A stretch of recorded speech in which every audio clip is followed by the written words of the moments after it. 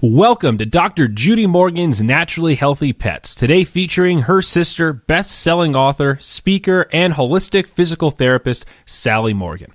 Are you looking for a deeper connection with your animals, exploring options in alternative healing modalities, searching for training options that you feel good about? Listen now to Sally as she interviews the top experts that answer your questions to help keep your pets naturally healthy.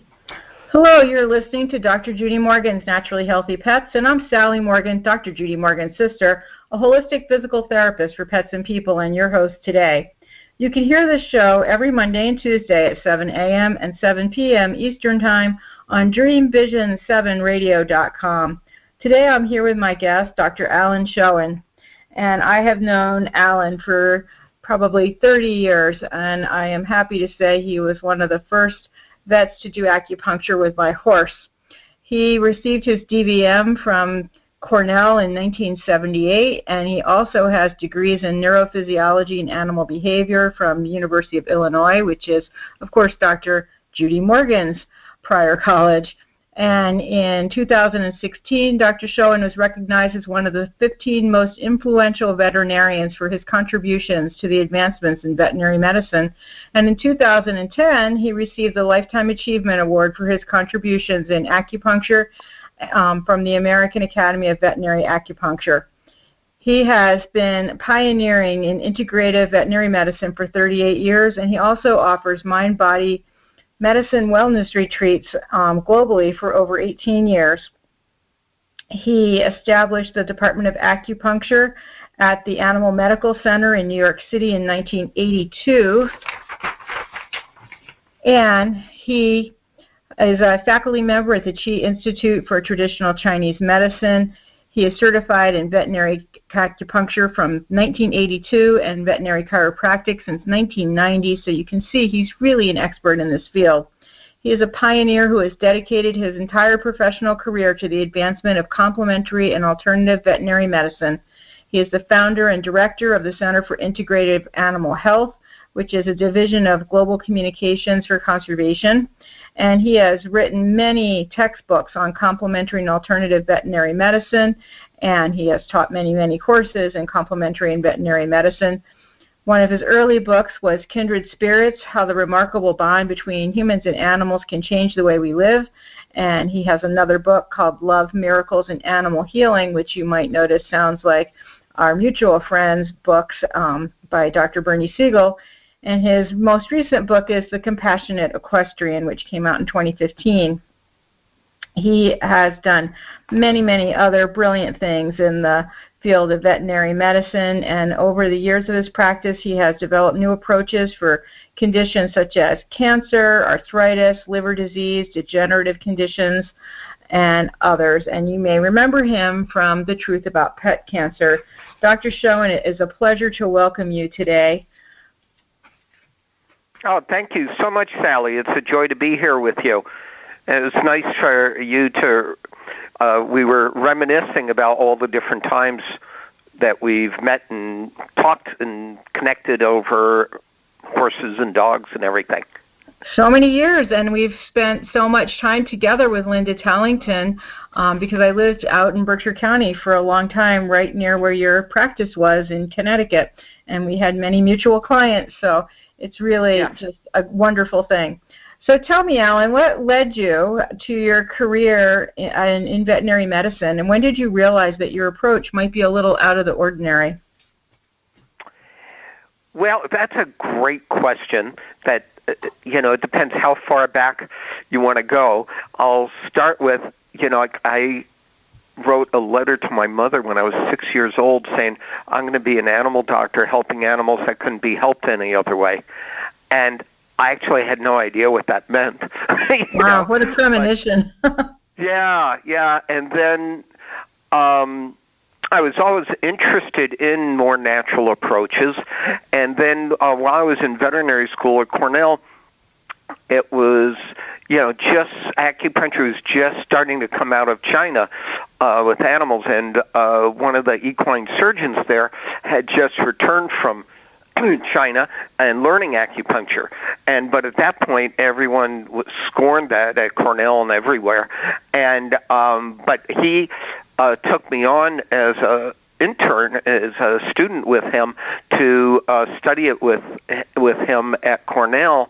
But unfortunately, he ended up passing away, so I didn't have that opportunity. But then even after, right outside of vet school, my passion, I loved helping. I was in practice up in New Hampshire treating all creatures great and small, and I loved helping all the animals, but I found that my passion was looking at what else I could do to help the animals that didn't respond to Western medicine. And that's, I guess, where my path from there continued. Was I said, Western medicine's great. I'm so grateful for the foundation I got in that at Cornell and stuff, but that my passion was, what else can we do when Western medicine doesn't work? And then in 1981, my first teacher of acupuncture, Dr. Sheldon Altman, was giving a weekend workshop in New York, and I saw on acupuncture, and I went, oh my gosh, I would love to go. So the veterinarian I was working with let me go. And an hour into that lecture, that little inner voice that sometimes will shout past all of our resistance said, this is your journey, And so at that point, there were only maybe 30, 40 veterinarians in all of North America who were doing acupuncture, and a lot of them didn't necessarily have the best reputations in Western medicine. I'm surprised there were that many at that point, really. Yeah, there were hardly any, and I was the first one to start explaining it based on where my master's degree was in neurophysiology and animal behavior. I was the first one that was able to start explaining it based on Western medicine. And then I was I went and took training at Downstate Medical School, Human Medical School. In the evenings, they were on weekends. They were having a physician from who is fifth-generation acupuncturist from China, and he also had his MD, as well as a PhD in neurophysiology. And he started teaching scientific acupuncture on the weekends and evenings to physicians. And I contacted him, and I said, "Hey, I'm a veterinarian. Could I join?" He went, "Oh yeah, there's so few of us. Come and join us." And so then I was able to start, again, integrating the scientific basis of it and treating animals, and they were getting better. And then the reputation started spreading, and then Animal Medical Center, which was the largest animal hospital in the world and the most prestigious in the world at the time, called me and said, "Hey, we hear that you're helping a lot of animals with acupuncture. Would you like to come down to the city and give us a talk?" And, I was just this idealistic veterinarian saying, this is great. There's a technique that's helping the animals that don't respond to Western medicine. So I went there and gave them the first real lecture I ever gave on it. And the head of neurosurgery said, it's nice to meet you, but I'm going to do everything I can to make sure you're not here, And the skepticism was quite strong, but the head of Animal Medical Center at the time was actually quite a visionary and very forward-thinking. His name was Dr. Bill Kay. And then also the head of orthopedic surgery at the time, Dr. Martin DeAngelis, was at the end of the lectures, they said, this is the first time it's been explained based on science, and we'd like to send Dr. DeAngelis up to hang out with you for a few days and see if what you're saying is for real. And so I said, oh, that's great. Just, again, this idealistic attitude. And he came and spent an afternoon with me, and he said, I don't need to hang out for 3 days. You're helping all the animals that we euthanize. You need to be down here. And next thing you know, we had a Department of Acupuncture as the first one outside of China for animals. So that's a quick rendition going through that journey, And how do you think, it sounds like you just happened to run into a lot of other veterinarians and doctors who were doing acupuncture. Were you naturally drawn to that as opposed to chiropractic or some of the other hands-on healing type modalities, or did you explore those too early on? Well, I explored them too. I took training in Reiki healing and things like that. But, what I found was, acupuncture was my first window to an awareness that there was something beyond drugs and surgery, and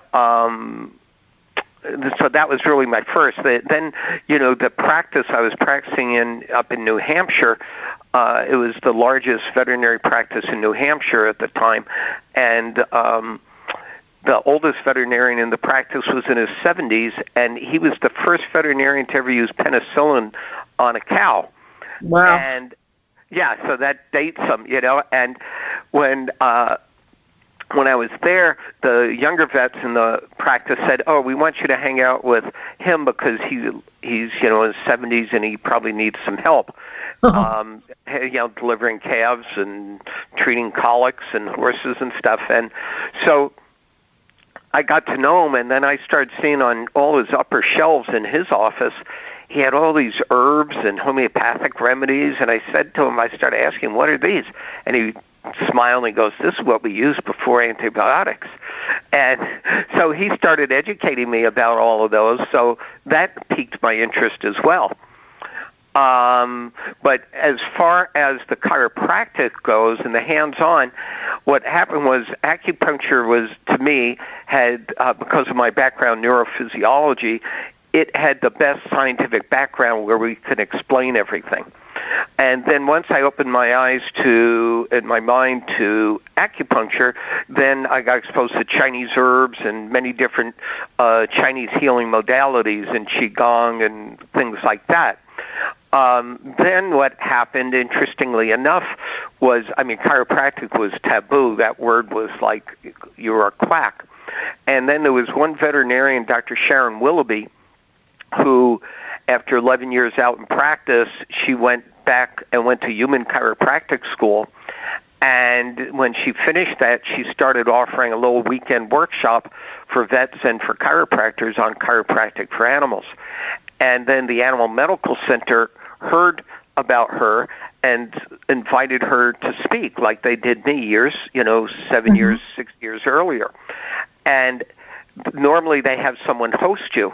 No one wanted to host her there. So the head of Animal Medical Center called me up and said, "Hey, Alan, would you be open to hosting this vet, who's also a chiropractor when she's here?" And I went, "Oh, that'd be great, So I gave her a call and said, "I'm going to be your host." And I said, "By any chance, do you have any time after the lecture? Would you want to come up to my practice?" And I would line up a bunch of horses and dogs and cats and see what you can do and how maybe acupuncture and chiropractic can work together, because no one had ever used acupuncture and chiropractic together before. Oh, and so she still came not up. Necessarily something people think of together. No. So she went and taught me one-on-one her approaches for 2 weeks, which was just fantastic. And then and I was amazed how animals had been treating with acupuncture and they were doing well, but when they added the chiropractic, they did even better. So she and I talked, and at that time I was president of the International Veterinary Acupuncture Society, and she was lamenting how these weekend courses, then vets thought they were chiropractors and chiropractors thought they were vets. And I said, well, you need to have a certification course like what we have in acupuncture, and get a full training. Well, a week later, she sent me the outline for it, and I said, oh, darn, that means I have to take it. And so anyway, I took it, and I was a second veterinarian to take that training, and that was the beginning of all the training programs for chiropractic in animals, and that was due to Sharon Willoughby. And we'd become friends for a long time until she passed away.